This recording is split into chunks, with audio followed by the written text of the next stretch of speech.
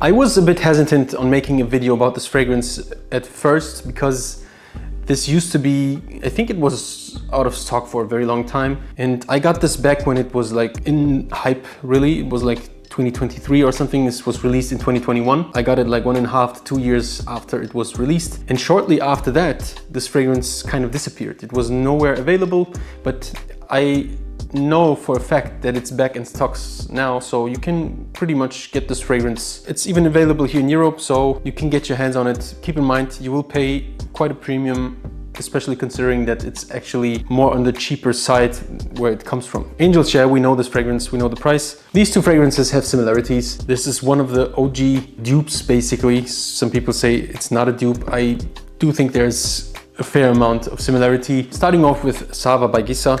I'm gonna spray it here. The spray is actually quite good.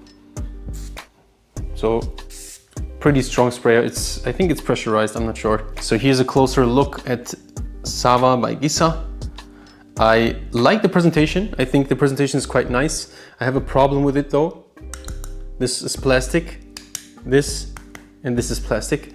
And then here, this is metal, so that's quite fine. I like this slightly frosted glass. I think it looks nice, but for the price you have to pay over here, it's a bit underwhelming.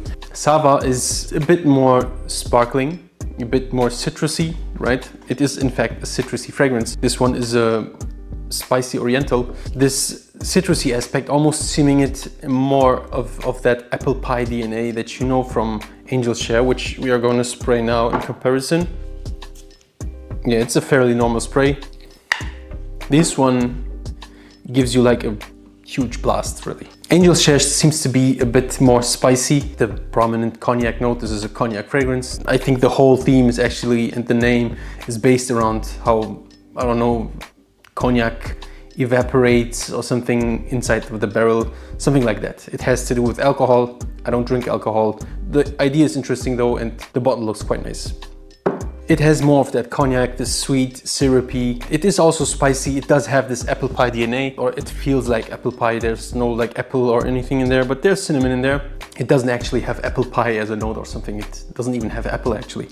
Same for Sava. It has berries and it has lemon in the top. It does smell citrusy. It has these citrusy and berry elements in the top, which makes it different enough to be called a nice twist to the Angel Share DNA. I think the only top note that Angel Share has was cognac, if I'm not mistaken. Both of these fragrances share notes like vanilla, cinnamon, and praline, all arguably very strong notes, right? They are very distinct and you can immediately tell where this DNA is going. I called this fragrance actually OG, while the OG of this DNA was actually the fragrance that I reviewed a couple of videos ago, which was Ambre Narguilé by MS from the Emerson's collection. You could argue that Ambre Narguilé is a bit more sophisticated and a bit more serious, while these are very playful and very out there, and they are very expressive, right? Ambre Narguilé handles things a little more subtly. It's more subtle, it's a bit more elegant, you could say. It feels a little more airy and thin in the base, right? These feel very heavy, both of them. You can immediately tell Angel Share is focused on the cognac, while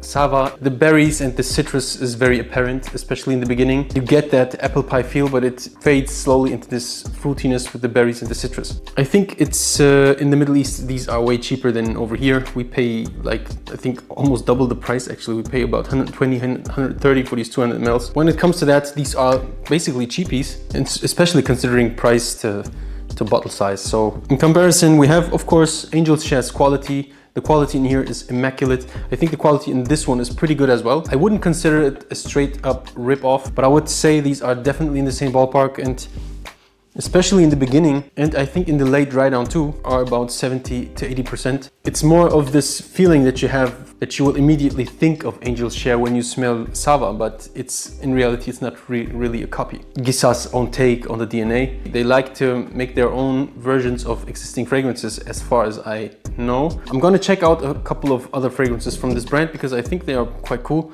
And also, I like when you are getting what you pay for.